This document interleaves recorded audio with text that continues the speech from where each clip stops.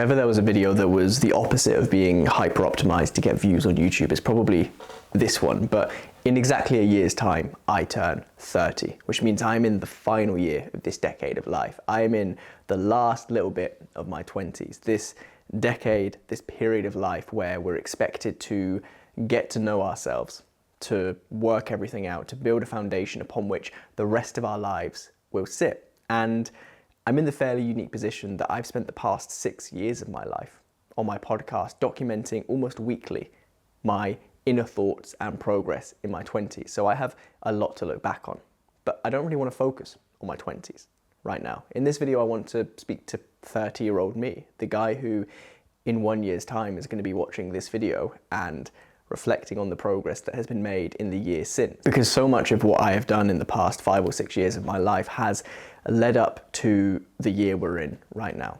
So much of the doing that I have done, the progress that I have made, the lessons that I have learned, the habits that I have instantiated into my life, so much of it comes down to the next year. And look, I'm not naive enough to think that I'm going to wake up on my 30th birthday and suddenly be an entirely different person, right? I'm not. I'm going to be broadly the same person in a year's time when I watch this video back that I am today. But there are some things that I'd like to achieve in the next year, some items I'd like to tick off my list, and some ways in which I'd like to change how I show up in the world. And so, regardless of whether anybody watches this video, because more than any other video I produced before, this video is for me more than anybody else, I'd kind of just like to speak to that 30-year-old me, right? Everybody makes these videos speaking to their younger selves, saying, here's what I would have done differently.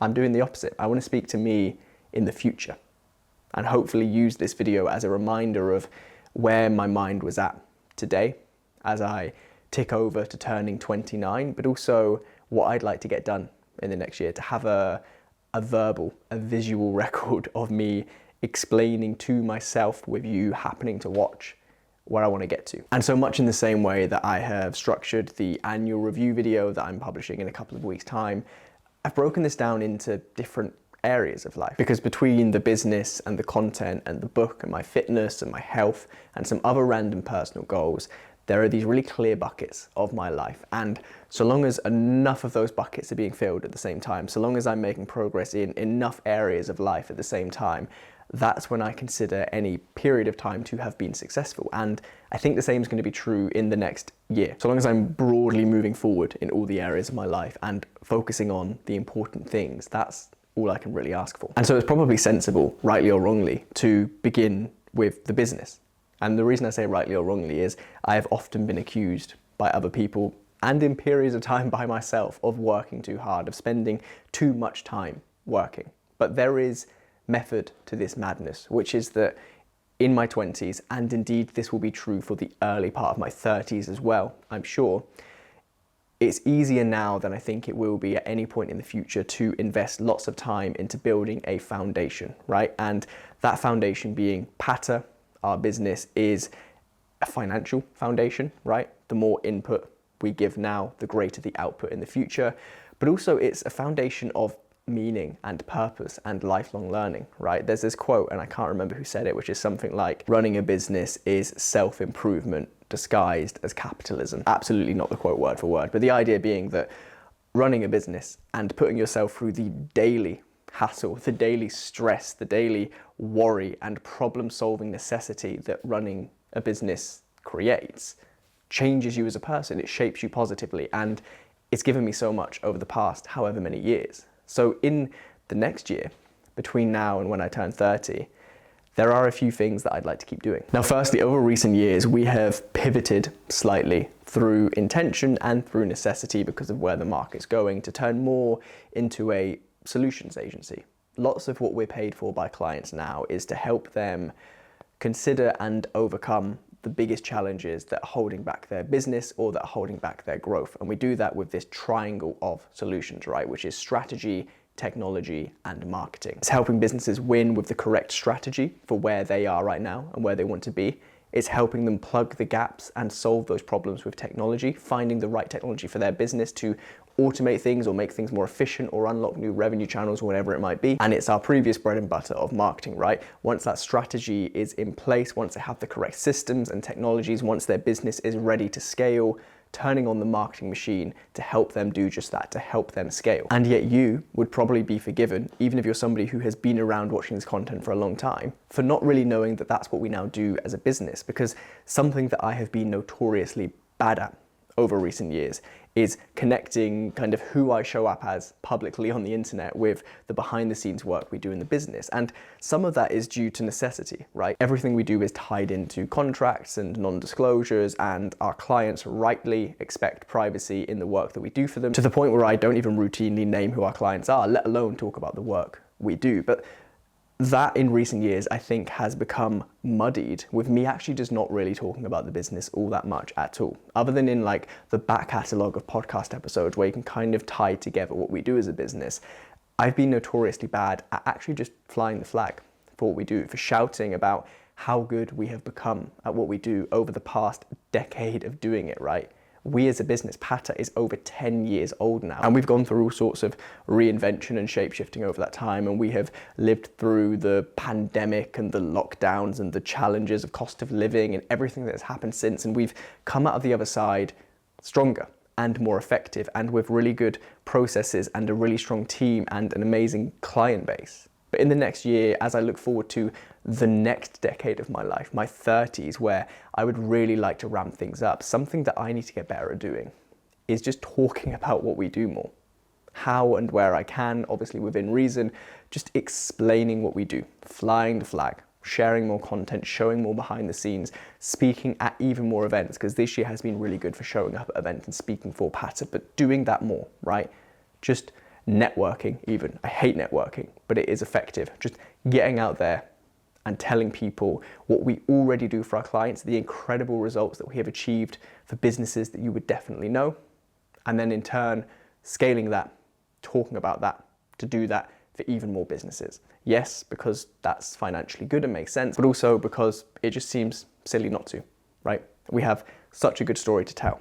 We have such great results to share. And so the onus is kind of on me as the communicator of the business in many ways to be doing a better job at that. And so a better job is what I hope to be doing by time I turn 30. And then I think the final thing that I would like to be doing still in a year's time when I turn 30, and this is kind of a personal thing, kind of a business thing, and it ties into that idea that business ownership is just self-improvement masquerading as capitalism, is I would like to ensure that we're continuing to evolve and learn and progress at the same rate that we have done for the past few years. Something that I'm really proud of us as a business is that we refuse to sit still. It would be so easy, particularly in this day and age with AI, for us to just kind of put out half-assed work and stick to the things that worked a few years ago and have the easy conversations and just kind of sit around and collect a little bit of revenue and have this kind of stodgy service-based business like so many others seem to do these days. But something that I am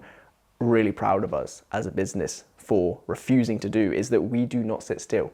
We do not rest. We do not stop learning and stop evolving and stop our clients from remaining at the forefront, right? That is essentially what we do. When you boil it down as a business, that's what we do. And the day we lose that would be the day that we should no longer be in business. So although this one is a given in my mind, there is zero danger that we're going to stray from that path. But I would just like to make sure by the end of this decade, when I turn 30, that is still front and center in my mind, whatever else is going on in life, that as a business, we're continuing to keep ourselves and our clients at the very forefront and remaining curious and keeping alive this desire of lifelong learning.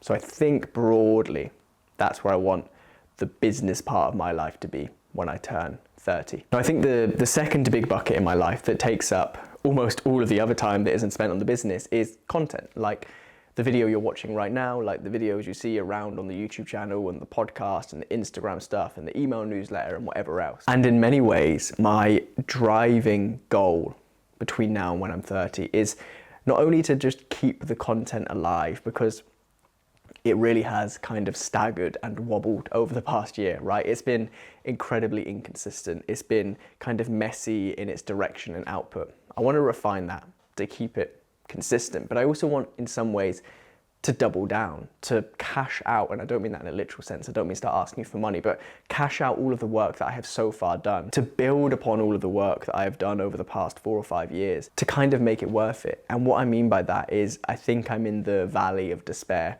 with the content, right? It's been going for long enough that it feels like it's been an incredibly long time, but not quite long enough for some of it to begin paying off, not quite long enough for the effects of compounding growth to really rear their head. And truthfully, that's probably why this year has been so flaky. It's probably why this year has been less consistent and messier than any year since the content began, because I often find myself caught in the trap of thinking, what's the point, right? Thinking, well, it's, I've been doing it for all this time, and if I don't publish a video this week, if I don't publish a podcast, is anybody really going to notice? Is anybody really going to care? And I think yes, people do notice from the messages I've had, but more importantly, B, if I allow that mindset to take hold of thinking, you know what, because it's not growing right now, I should take my eye off the ball, that will guarantee that it never grows. That will guarantee that the past 5 or 6 years of my life, when it comes to the podcast, we're over the 5-year point now, we're heading towards 6 years of the podcast. If I let that fall away because I'm not feeling motivated in any given moment, that would be not only a silly waste of time, but it would be letting something with so much potential slip away for such a silly reason. And so I guess my goals for the content between now and when I turn 30, and look, I could add numbers to I want X number of subscribers or X number of podcast listeners or newsletter sign-ups or whatever. I'm not going to do that on here, but what I would like to do, what I am going to try harder than ever to do, is to remain blindly consistent this year, like I did in the beginning. I think there was like 62 weeks or something, 62 weeks of the podcast in the beginning where I didn't miss a single week, not once, right? There was a good period of time where I was uploading to YouTube consistently every week. I did, I think, 112 email newsletters back to back to back without ever missing one. But then life got in the way and the business got busier, and truthfully, I probably lost some direction. Truthfully, I probably lost some motivation when it came to the content, which means that for the past couple of years, I've been stuck in this awkward middle spot, like the worst of both worlds, where I'm still keeping it alive, which means it's still eating into my time and attention and resources, but I'm not doing enough to make it grow. I'm not doing enough to make it have a real impact.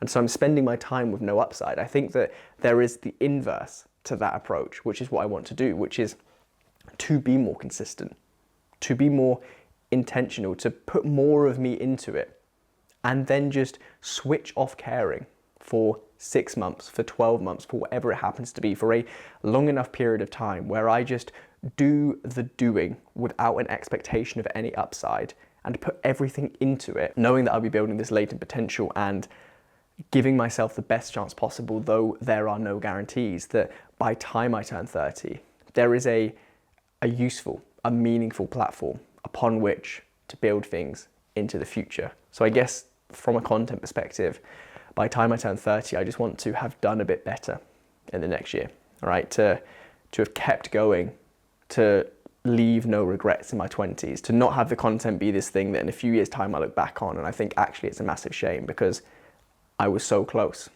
and I had remained so consistent and I tried so hard and then I let it slip away. That cannot happen. That is not something I'm going to allow to happen. And so in the next year, before I turn 30, I hope that I manage to pull it off and stay consistent. Whether the results come is secondary. I can't control that. I can't control the outputs, but I can and I will control my inputs. And then lots of the content is leading up to the book that I've been speaking about for like 3 years now, the book that sometimes I'm spending lots of time on, other times I forget it exists for 6 months. So I'm still, believe it or not going to tell you what the book's about. If you've been here for a while, I apologize. It will all become clear one day, and it is taking shape nicely, and I believe in it more than almost anything I've ever believed in before in my life. However, between now and 30, I mean, I need to have the bloody thing finished, right? Regardless of whether I manage to get an agent and a deal and blah, blah, blah, and all this stuff that's incredibly unlikely. Put that to one side for a second. I need to have the book finished, because the chapters that are done are very good. It's just a question of finding the time and the focus within my schedule and travel and everything to just sit down consistently and often enough to get it done, right? And then when it's done, I can edit it. And when it's done, I can review my options. But the first thing I need to do between now and 30 is get the bloody thing done. I typed the first words into that Google Doc in 2022. We're a few weeks away from 2025, and I'd be amazed if it's out this side of 2026. Now, I know that books take a long time, but so much of that could have been done in the past if I had just kept my foot on the pedal. And I'll be honest, for the past couple of years, I've been fairly bad at that. For reasons that we've spoken about, because I've been busy, because there have been other priorities, frankly, because life has knocked me off course in the same way that life knocks everybody off course, right? You can't always rely on motivation. You can't always rely on things going correctly. You have to rely on systems and discipline and processes and all this stuff. And between now and 30, if nothing else, I just need to get the book finished. But then on top of that, I would like to have another couple of attempts of reaching out to and trying to find a literary agent for it. An incredibly difficult process. I think I emailed 62 of them last time and had like 5 responses, and they were all obviously no's, hence we're in this position. But from what I understand statistically, that is by far the most likely outcome. Like, it would be a statistical anomaly if I do manage to get an agent, and a further anomaly still if that agent managed to find a publishing deal. So it's still incredibly likely that it will be self-published. However, in the year that I have between now and 30, because I'd like to release the book around that point, it makes all the sense in the world to have another couple of goes at trying to find an agent, because I lose nothing in the process of trying to do so. And if I get one, incredible. If I do not, I get really useful feedback from these industry veterans along the way as they feed back on the proposal. So before I'm 30, I'd like to have had at least another couple of goes at getting an agent. And then truthfully, before I'm 30, probably closer to my 30th birthday, I would like to announce the book, right? This is something that I've been working on for a very long time, and something that's been a labor of love. And like I say, something that I really, truly believe in. The more I work on it, the more I believe it has a purpose and a place in the world. The more I look at other books in the marketplace and the releases from the usual suspects, the more I believe that it is this book that I'm working on that belongs more than ever. I would like to just be able to tell you more about it through the necessity of publisher and agent outreach, and trying to keep the confidential bits confidential, and even holding on to the name, right? Not releasing the name, because that gives away what the book is about, but also I think it's a really good name, and I don't want anybody else to jump on this and turn it into a random Instagram page, for example, right? I haven't really been able to tell you anything about this thing that's taken up so much of my life over the past 2.5, 3 years. So I would like to, around my 30th birthday, in announcing the release of it, hopefully, be able to tell you more about it. That would be a really nice way to end this decade and to kind of top off that project that has meant so much to me in that period of time. Now, when it comes to habits and routines, I mean, I'm sure James Clear or somebody else would take the crown of being like the habits guy. But when it comes to my daily actions and what I've done over the past 7 and a bit years of reshaping my life using nothing but habits, like, I'm the habits guy. I truly believe that more than anybody I know, I have changed my life with habits and routines, not with grand actions, not with bold moves, but with doing boring, consistent things for so long that change becomes inevitable. And over the past year or so, I think I have been quite good at it, right? I think that the basic daily habits, the kind of structure of my day, the productivity methods, all this stuff has been really good. And I would just kind of like to continue to hold on to that over the next year.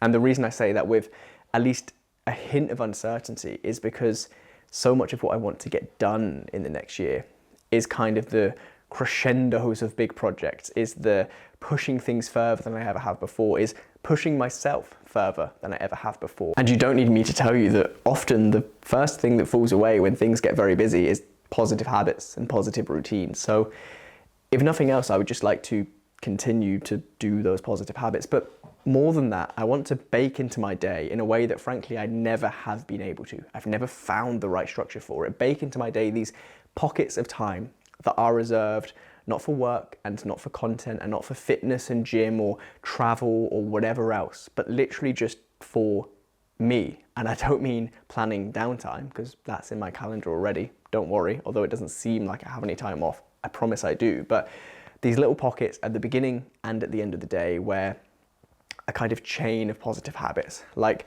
mobility is going to be a big one for next year. And I'll talk about that in a minute, because my mobility is terrible and it's caused me all sorts of issues this year. Or planning or reading or winding down intentionally, right? Pockets of time that allow me to kind of bookend the day rather than rolling straight out of bed into working and then finish working, do some content, go to the gym and dive straight back into bed, still feeling amped up, still probably with too much caffeine in my system, and expecting myself to just somehow fall asleep and wake up at 7 a.m. the next day, right? That's my current approach, and I'll be honest with you, more often than not, things fall away prematurely, sooner than they need to, or I wake up far later than I ought to because I don't have that time baked in. Those pockets of time in my schedule that actually allow me to just breathe a little bit, to wake up slowly and ease into the day, to rest and recover of an evening time before I sleep, not on my phone, not full of caffeine, not having just got in through the door from the gym 2 minutes earlier, to just allow time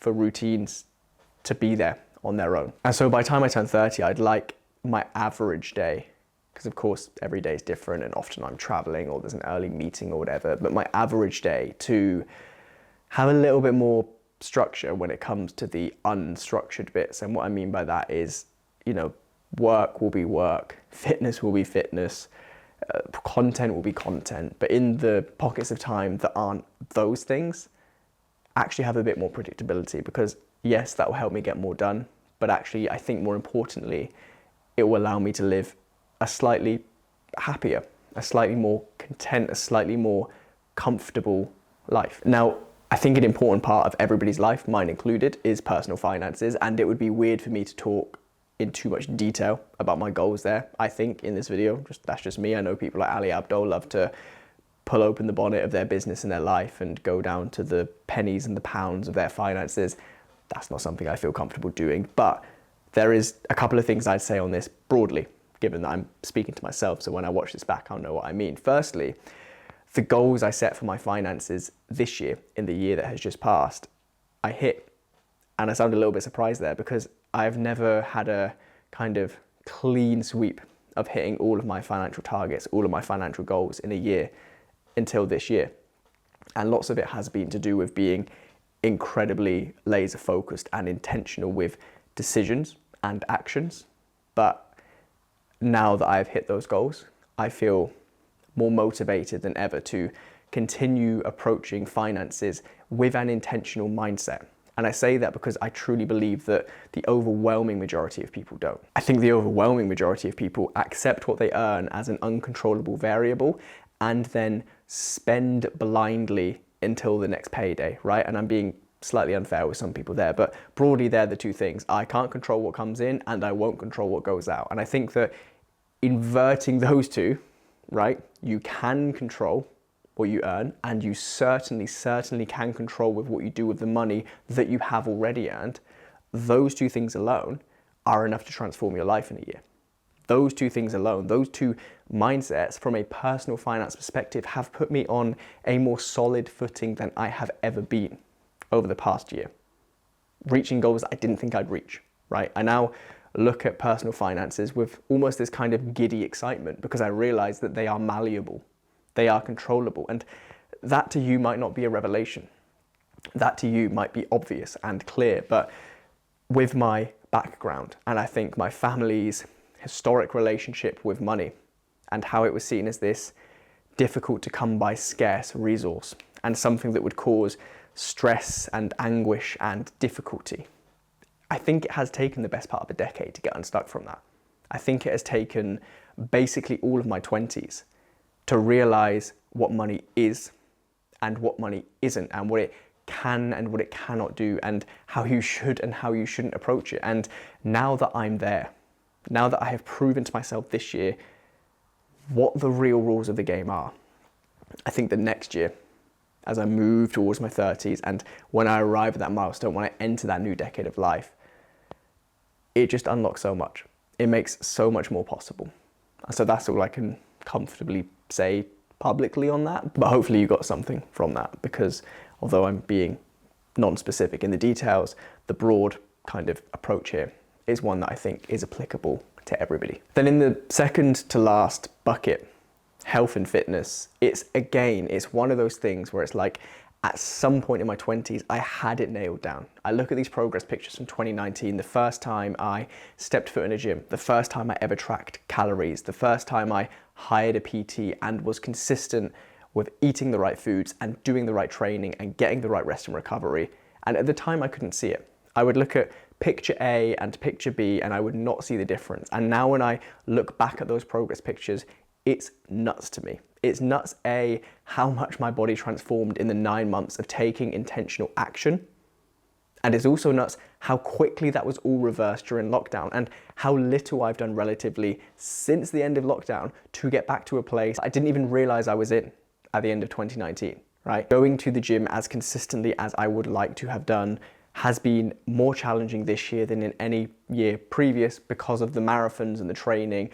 But as a result of that, so too has been eating correctly. Because for example, as I filmed this today, it was 7 days ago that I finished marathon number 3, my 3rd marathon in 10 weeks. And let me tell you, for the past week, I've eaten shit. Like, I have eaten the worst diet ever because having got to the end of that marathon and the fatigue and the cravings and whatever else, like, I've just allowed myself a week of eating whatever. But also, in the couple of weeks leading up to that marathon, knowing that I had this 6,000 calorie burn 26-mile run coming up, and I needed to carb load, I kind of ate whatever I wanted again, and add that up for long enough. And I'm not saying my body's in a bad shape right now, because it is not, but it's not in the shape I want it to be. And things get more difficult, according to science, after about 25, right?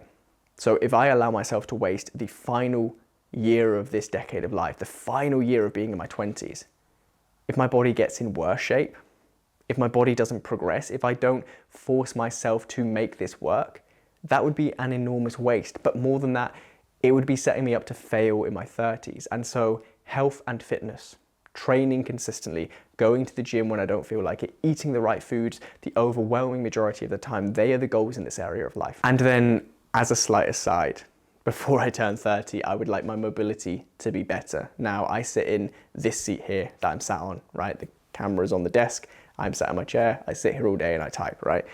My mobility is far worse than I ever realized, and I've only realized this very, very recently. I think the modality of training that I followed in the gym doesn't really require me to have particularly good mobility or flexibility or range of motion in any way, right? That's on me. But the marathons and the stretching and the training and the recovery and doing basic things like seeing how close I can get to touching my toes has recently revealed to me genuinely how bad my mobility is. I would hazard a guess that for people of my age group, I'm probably in the bottom 10% of mobility. And you could say, well, that's not important. Who cares if you can stretch into funny shapes and touch your toes? But I think that the strain that I've put my body under with the marathons recently, the strain that I've put my body under with training, has revealed to me that a lack of mobility makes fitness more difficult. It makes injury more likely. It makes recovery take longer and be less effective. And look, when you're 28 or 29, that's probably not a huge issue, right? It impacts me minorly, but I can see the impact growing as I get older. I certainly didn't have these issues when I was 21, 28, 29 now. What does that look like at 48 or 49?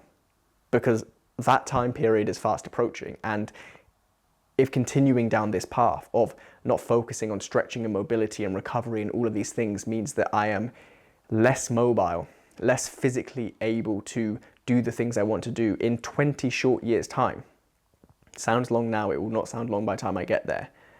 I just think it's really important that whilst I have the chance and whilst I have the fresh reminder in my mind of how much the past few months of these marathons has taught me about my lack of mobility, about my lack of recovery and stretching ability and all this stuff, whilst it's fresh in my mind, between now and 30, it's something that I really, really ought to, that I really need to make a priority. And then beyond that, there's just a bunch of random things I want to get done. I want to have a couple of weeks of like full-on annual leave, which is something I've never done just because of running a business. Like, it's just, I've never had time, and it would be nice to maybe in the middle of the year have a week where I just switch off and distance myself and watch the business continue to run without me and watch my life continue to be fine when I'm not constantly uploading or constantly planning or constantly thinking or constantly in my inbox, right? That would be nice.